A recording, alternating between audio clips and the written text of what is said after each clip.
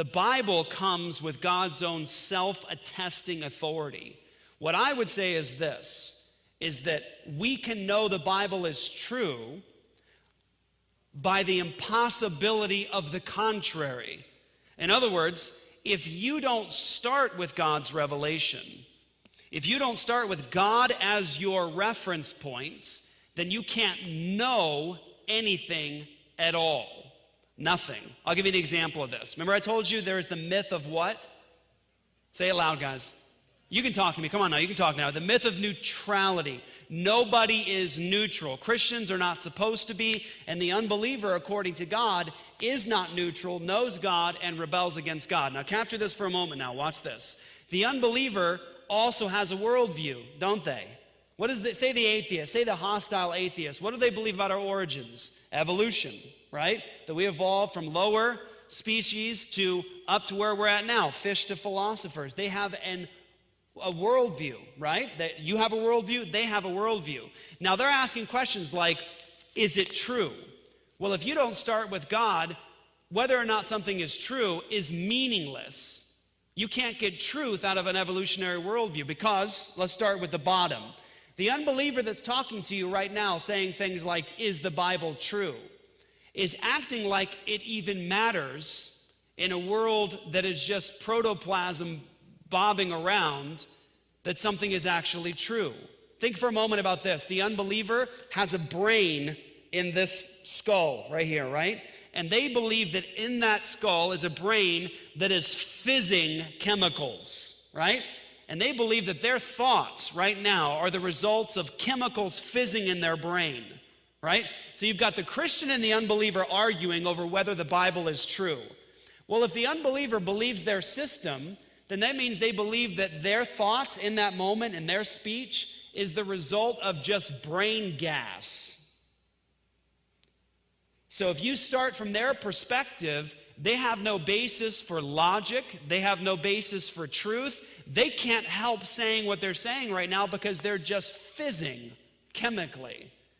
If you don't start with God, you have no basis for logic, no basis for science, the uniformity in nature, no basis for ethics. Let me get to the bottom right here. Someone says, how do you know this book is true? Here's what I say, because apart from it, you can't make sense of truth. Apart from it, you can't know anything. Apart from it, you're reduced to absurdity. For example, if we don't start with God's revelation and what God says about us in this moment as we ask these questions, then is it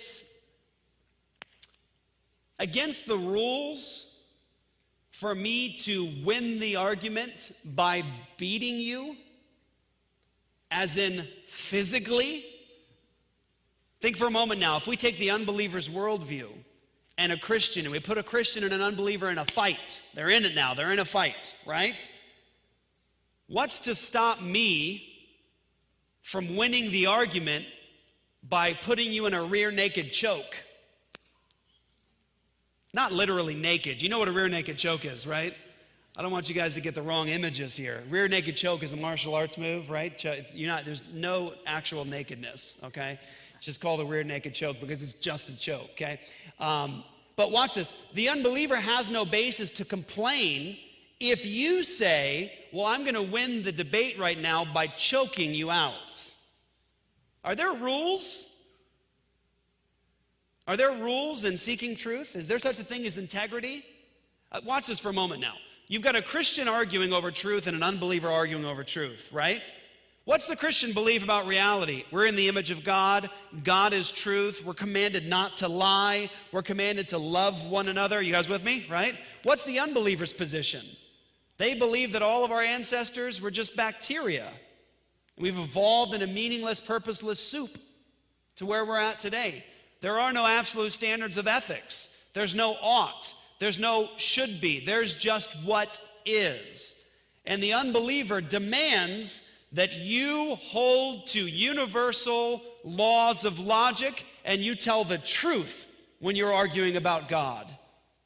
Isn't it amazing that when the unbeliever debates you, they have to secretly step off of their worldview and sneak into yours to gather things that only make sense in your worldview in order to argue against God?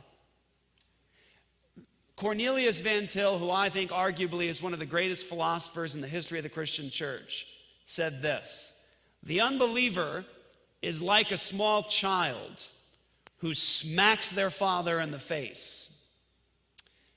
The child is dependent upon their father to hold them in his lap in order to reach.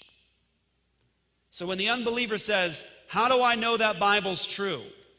What I say is, well, we can do the evidences and look at history and all those things. All those things really are amazing and glorious. But the truth is, fundamentally, if you don't start your knowledge and you're seeking truth with God's revelation, you're reduced to a fool. You're reduced to absurdity. You can't make sense of science, logic, or truth at all. So I'm going to say this. When someone says, how do I know the Bible is true? I would say this: if you don't start with God, you can't know anything at all, and truth is meaningless. Got it. That's a start. Great answer.